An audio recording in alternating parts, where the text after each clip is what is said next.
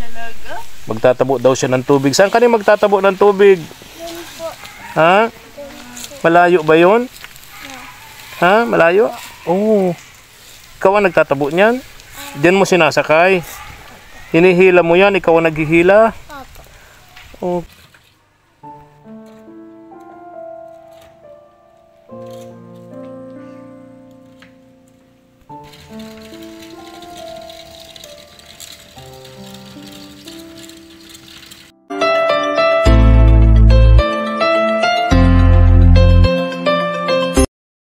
Hi, good morning. Isang napakainit na umaga po mga ka-KSP katawang sa paglingat. Ito pong muli si Efren Espanyol, ang inyong si Kuya Efren, ang inyong broadcaster, vlogger, small YouTuber. Ngayong umaga, syempre, sama natin si Madam Reyna. Hello, Madam Reyna. Good morning. Good morning po sa lahat ng mga viewers natin dyan. KSP followers and viewers, especially sa ating KSP katawang sa paglingap abroad, na lagi nating kasama araw-araw, lagi nating katuwang sa sa mission nating ito, no? Sa gawaing ito, mga ka-KSP, no? At syempre, tulad po ng dati, ngayong umaga, i-update namin kayo kasi nung isang araw pa, ang alam ko, lumabas na po ng ospital, yung nanay po ni Jessa, nanganak na po, no? Nanganak na yung nanay ni Jessa. Ngayon, update namin kayo kasi tingnan natin kung paanong sitwasyon natin dito. Pero nakakatawa naman kasi unang-una nga na ipagawa na po natin yung bahay para sa kanila. Kalipat na po sila. Bagamat wala pa pong wala pang kusina. Wala pa yung CR nila. Pero at least sarili na po na yung bahay nila. Makakatulog na po sila ng mahimbing. Hindi na po sila matutuluan. Kasi ito, Madam Reyna, sila yung nasunugan ng bahay dyan sa bundok. Pinuntahan ko yung bahay nila sa bundok. Nasunugan sila. Natupok lahat, magamit nila, naubos, no? Kaya naawa ako dito. Buti na lamang may mga KSP tayo, especially yung si Ma'am Christina Baltasar of USA. Shout out Ma'am Christina Baltasar of USA. Ayan, thank you so much, and sa lahat ng mga tumulong po, maraming salamat po. Thank you so much. And tulad ng dati, lagi natin pinapaalala, Madam Reyna, sana ibigyan pa sila ni Lord ng more blessings and success, no, sa kanilang mga provision at gawain para mas marami pa po silang matulungan. At pinaka-importante siyempre, bigyan sila ng mahabang buhay at maayos na kalusugan, di ba? Okay, tara, punta natin si Jessa. Let's go. Go, go, go! KSP kabarangay sa pagtulong, katuwang sa paglinap sa mga taong naghihirap, lina at samahan sa pagbibigay saya. Sa araw ng Pasko, tuloy-tuloy lang ang saya, tuloy lang ang serbisyo, mga kabarangay. KSP TV, magsisilbing karamay. Daramanan natin ang lamig ng hangin, mga tala sa langit ay magniningning. Pasko ay salubungin, ipagdiwang natin. KSP TV, kasama natin.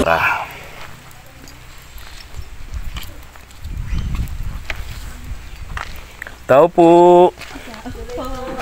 Good morning. Isang mainit na umaga.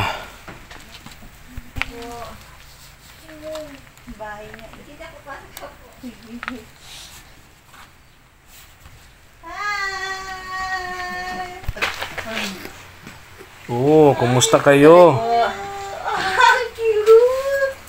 Hello, Jessa. Oh, very good. Oh, ang bait. Ang bait. Yung isa pa, yung isa. Bless. Itong isa talaga, laging mahina ito. Laging nang hihina. Bless. Ay, naku, di ko na maabot. Layo. Ayan ang baby. Yan ang bunso ninyo. Oh, nakumag. Oh, kumusta ka? Kailan ka lumabas? Kahapon lang po. Kahapon lang. Okay. Kahapon na po. Kahapon. Oh, huwag ka masyadong magkikilos, ha? Hindi na po siya lang po nagagawa nga po. Si Jessa? Ngayon, wala nang asikaso po. Okay. Oh, hindi nag-aral ngayon. Hindi nag-eskwela si Jessa. Hindi pumasok. Kasi wala po yung ama niya naghahanap po ng pambili. Okay. Katrabaho. Opo. Yung asawa mo si Kuya, Jason. So si Jessa, ang katulong mo ngayon dito sa bahay mo. Okay. Kumain na kayo? Kakain pa lang pa. Oh, ano pagkain nyo? Ayun po. Di ka pala nagpasok, Neng? Kailan Ha? nagpunta sila? Ha? Hindi po. Oo. Kasi po wala pong katulong si mama. Walang katulong. Opo. Lumabas. Katapos Sir, ko yan po pa lang sana. po maglaba. Ha? Hindi po siya nalabas ay. Katapos ko pa lang po maglaba. Katatapos mo palang maglaba. Ng mga damit mo o damit ninyo? Opo.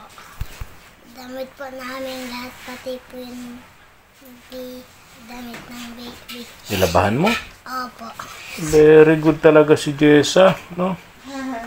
Very good. Mm.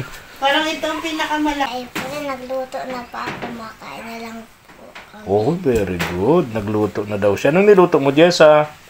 Baba mo yung paa mo. Baba mo. Isda po. Ha? Isda po. Isda. Oh, saan galing yung isda? Inutang po ni mama. Saan? Saan? Doon po siya naglalako. Ah, okay. May bigas naman kayo? Opo. O, nagsaing ka na? Opo. Ayun. Alin? Diyan. Ito, kanin to? Opo. O, ba't nandyan? Kagabi pa po yan. Ah, kagabi pa yan. Opo. O, di sayang yung kanin. Madami yan. Opo. O, dapat maayos. Ay, ito yung niluto mo. Opo. May kanin na yan. May kanin na siya. Ikaw nagluto? Opo. Bakit mapula? Kasi po nagano po ako naghugas.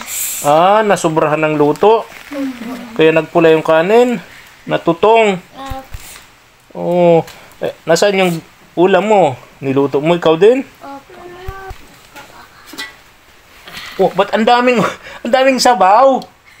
Ah, parang naglalangoy sa sabaw. Sabi po kasi ni mama, Ha? tinuruan lang po ako ni mama. Ha? Tinuruan lang po ako ni mama. Ah, tinuruan ka ng mama mo. Tagang baso po dun sa baon niya. Oo, parang maliliit na isda na naglalangoy sa napakalalim na ilog. Oo, ang daming sabaw. Anong tawag dun sa luto na yun? Laga daw po yun. Laga. Nilagang isda. Walang sahog, wala. Wala. La. Oo, nilagang isda. Natry mo na yon, Madam Reyna, nilagang isda. Opo, natry ko naman po yan. Okay naman. Okay naman po. Kahit wala pong ano. Walang sahog. Opo. Basta po makakain lang. Okay. Isang araw, makaraos na. Makaraos. Nursing pa rin po yan. Okay. Kasi swerte pa rin po kasi may nakakain pa rin. Tama. po. Yung iba, sa basurahan. Wala po. Sa basurahan kumukuha ng pagkain, no? Naghahalongkat sa basurahan para may mailaman sa tiyan. Opo, may Pero sila, kahit paano, meron. Opo, so blessing pa rin po. Blessing pa rin. Tama ka, Madam Reyna. Tama ka. May tama ka. Lagi na po may tama. Oo. Ang laki po ng baby. Kaya nga, ilang pounds ba? Ilang pounds yung baby mo? Ano po yan? Hindi ko po na tanong na napapinto. Hindi mo na, ano? Pero malaki nga. Oh. Kaya pala malaki sa tiyan mo, ano? Kaya malaki yung tiyan mo. Opo. Muntik na po sana ang cesarean niya. Oh, di ba? Kasi alas 12 na po siya lumabas mula gabi po. Ano? Mula gabi, alas 12 na po siya ng tanghali lumabas. Ito lang ito. Oh, matagal yung labor. Sa ulo ka. Sumunti ka ng isisaryan. Opo. Yan yung kinakatakutan natin. Confine po ako ng ilang pang-araw. Oh, sa lying in ba o sa hospital? Provincial po. Ah, di kaya sa lying in? Hindi po siya lumalabas. Oh, yan yung sinasabi natin, di ba, Madam Reyna? Opo. Na ipag-pray nila na hindi maging cesarean yung baby kasi napakamahal. Ang cesarean ngayon, pinakamura, 100,000 pesos. Ang tayo kukuha nun, no ba? So at least, na ilabas mo siyang normal, normal delivery. Kahit wala na yung talagang ano yung katawan ko. Pero minuntikan ka na, ha? Opo. Ginawan po nila Masisaryan. ng paraan. Tinurukan po nila ako yung pampahilap po. Ah, okay. Para lumabas lang po siya. Very good, very good. Pero parang nagsobra na nga sa araw yan, ano? Hindi naman. Hindi naman po. Ah, okay. Sakto lang. Sakto Ito lang. lang po. Pero malaki nga, kaya munti ka ng masasaryan. Opo. Okay. So si Kuya Jason, yung asawa mo, nagtatrabaho? Opo. Anong trabaho? Diyan lang na muna po, nag-extra-extra lang po dyan sa bundok po. Naggagabas po. Maggagamas? Sa Nyugan? Hindi po yung sa ano lang po, sa damuhan po. Ah, sa Damuhan? Yung tatamnan? Opo. Arawan yun, arawan. Arawan po. Magkano yun? 400 po. 400. Opo. So may pambili na rin kayong bigas kahit paano, ano? Opo. Tama yun. Alam mo dito sa probinsya, Madam Reyna, masipag ka lang, di ka talaga magugutom, no? Kasi unang-una, andyan sa tabi-tabi ang gulay. Di ba? Maglakad-lakad ka lang sa gitna ng nyugan, sa gubat, may mga gulay. Di ba? May nyug na May po. nyug, mapupulot. Makakagat po. Oo, wala lang yung may-ari ng nyugan. Pwede Pwede mong ka na pong kumuha. akyati. Kasi kinabukasan po, may barangay na. Ready ka lang kasi kinabukasan, nasa barangay ka na. Opo, magbalit ka lang po ng damit. Ay, ganun ba yun? Ako yun, di ko nga po damit. Mapalusot na lang. Siya nga, oo. Ang bihira. Yan ang binabanggit natin sa probinsya. Pagka masipag ka lang, di ka talaga magugutom tulad niyan.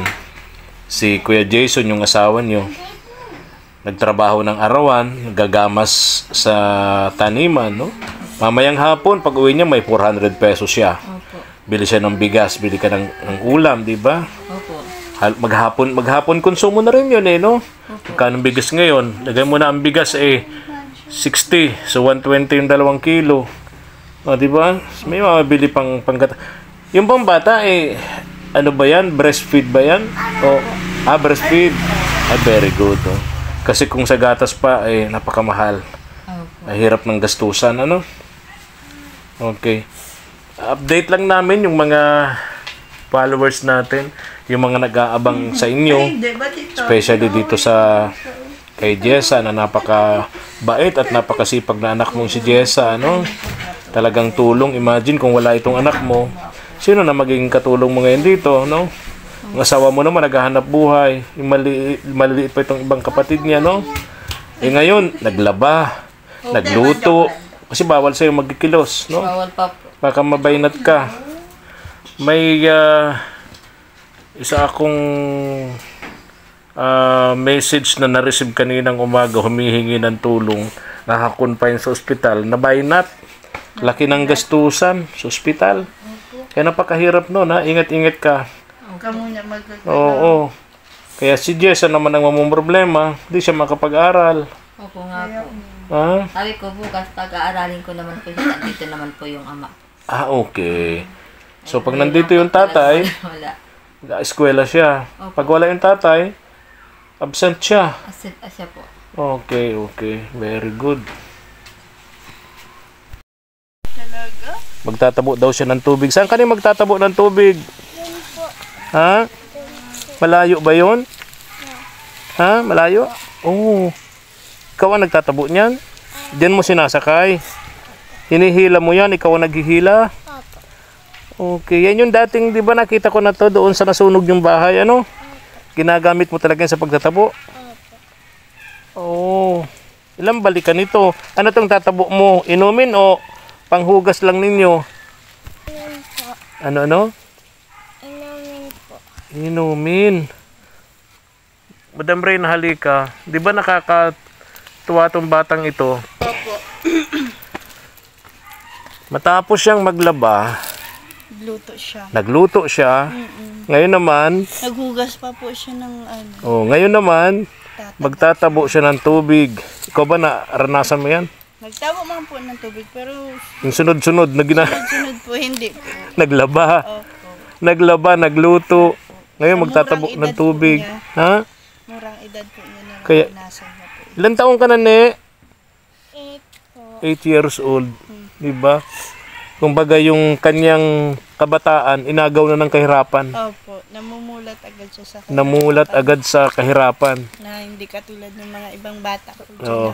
Siya lalaki sa hirap, Opo. hindi sa sarap. Pero mas gusto ko yung batang lumaki sa hirap Opo. kasi matatag. Opo. Saka yung reality talaga. Kaysa dun sa mga batang lumaki sa sarap, walang alam sa buhay. O si Jessa, dahil siya ay laki sa hirap, no? Lalaki siyang matatag sa buhay. Maraming alam, 'di ba? Pagsamahin mo 'yan doon sa batang lumaki sa sarap, saka itong si Jessa ang lumaki sa hirap, Mas diba? malayo po ang alam. Malayo ang Jessa. malayo ang yung comparison sa dalawa. Marami tong alam kaysa doon sa batang lalaki sa sarap, 'di ba? Opo. Oh, very good. Nakaka-proud naman si Jessa. Oh, very good si Jessa. Napakaswerte rin po na mag- Oh, tama. Tingnan mo, 'di ba? Pero sana po, Yung pag-aaral ng bata, opo, hindi huwag pong maapektuhan. kakalimutan. Correct. Kasi yun pa rin po ang magpapaanin. Oo. Kumbaga yan yung Kahit magsisilbing... ano pong hirap nung paghihirap niya, basta pag-aaral pa rin. Tama. Kasi yan yung magsisilbing pakpak niya Opo. sa kanyang paglipad. Di ba? Oh, nako. Kung malapit lang yan, Jessa, ako na magtatabo. No? Mabigat din to, ano? Opo, lalo na po pag napuno yan. Ha? Pag napuno po yan, mabigat. Kaya nga. Wala kang tsinelas pati, Jessa. Di ba may binigay kami tsinelas dito sa iyo. Ay, hindi pinapagamit dahil pang-eskwela mo yun. O di pa paano ka ngayon, o? Wala kang, baka mamaya masugatan ng paa mo. Oo, marami pa namang ang mga matutulos dito. Kaya nga. Sa April, alis na po ako. Alis ka na. Oo, sige, baka abutin ka ng ulan, ha? Okay, ingat ka, ha? Oh. Diba? Nakabilib, ano? Sana lahat ng bata tulad niya. Diba? Kawawa man din. Kaya nga. Inagaw ng kahirapan yung kanyang kabataan. Diba? Dapat naglalaro siya. Nasa eskwelahan siya. Diba? Pero siya nasa trabaho. Tumutulong sa magulang. Diba? Kukunti ang ganyan. Ito bata. 8 years old. Samantalang si Rowena, 19 years old. Dalaga. Opo. Siya naman po, ang ginagampanan naman niya. Nanay at tatay. Nung kanyang dalawang kapatid na kambal. Opo. Diba? Ito naman po. Natutuwa ko dito, ang birthday nilang dalawa, ito si Jessa sa si Rowena, ang birthday parehong Disyembre. Mababait po. Diba? Opo. Matutulungin po. Mababait talaga. No? Siguro kahit naman September, mabait din. September, basta na, sige na po, basta may birth. Ikaw ba, anong buwan ka? Ay, April po. Mabait din naman. Masayahin po. Masayahin, correct. Masayahin, tama. Di ako kukontra dun. Kasi Halata naman. Di mo ipagtatanong. Ayan. Ikaw, Jessa, anong petsa nga ng December ang birthday mo, ne? 24. Ha? 24. 24, mismong birthday. Mismong birthday ni Papa Jesus ang kanyang kaarawan, ang kanyang birthday. Galing, no? Opo. Dadaling po talaga. Ni Madam Reyna. Diyan mo to, bili kayo ng mabibili niyan dyan, ha? Opo, salamat po. Bahala ka na. Pupunta dito yung mga anak ko, Kagapay Vlog. May pinabibigay sa inyo si Ma'am Christina, mga gamit sa bahay, ha? Mga gamit nyo rito sa bahay. Opo. Ano? Maraming salamat po. Oo. Maraming salamat po, Ma'am Christina po. Gusto ko sanang makausap si Kuya Jason, yung asawa nyo, kasi may isa tayong KSP abroad, katuwang sa paglingap abroad, from Ohio, USA. Ayaw na niyang magpakilala. Ang sabi niya, magbibigay siya ng pera para maipagawa yung dirty kitchen nyo sa kayong CR. Pero, meron siyang maliit na kondisyon. Tulungan niya yung isang pamilya sa bundok doon sa Kaburan, yung binablog ni na Mark and JM, na malagyan ng bubong yung bahay nung mag-iina na PWD. Naawa din siya doon eh. So, sabihin mo na lang kay Kuya Jason, kung payag siya, mamaya po pagdating po. kung payag siya, magbibigay yun ng pera pang paggawa ng kusina niyan, dirty kitchen saka CR, ano? Opo. Pero sa kondisyon na, tutulungan naman niya yung pamilyang PWD sa bundok na sira-sira ang bahay yung mag-iina. Malalagyan niya ng bubong kahit pawid yung bahay. Ano? Kaya naman yun ni Kuya Jason, ano? Opo. Isang araw, 2 araw siguro yun, ano? Opo. Di, bigyan na lang ng yung abalan 2 araw ni Kuya Jason, bigay na lang sa kanya, ano? Opo. Para may maiwanan siya rito pagkain, lalo kailangan mo buntis ka, bagong kapapanganak mo pa lang, ano? Ayun po. Ayun ha, Ate Shirley ha. Sige po, bye-bye po. Bye-bye. O dito ka nag-bless kanina, o-bless na. Talagang hirap itong mag-bless.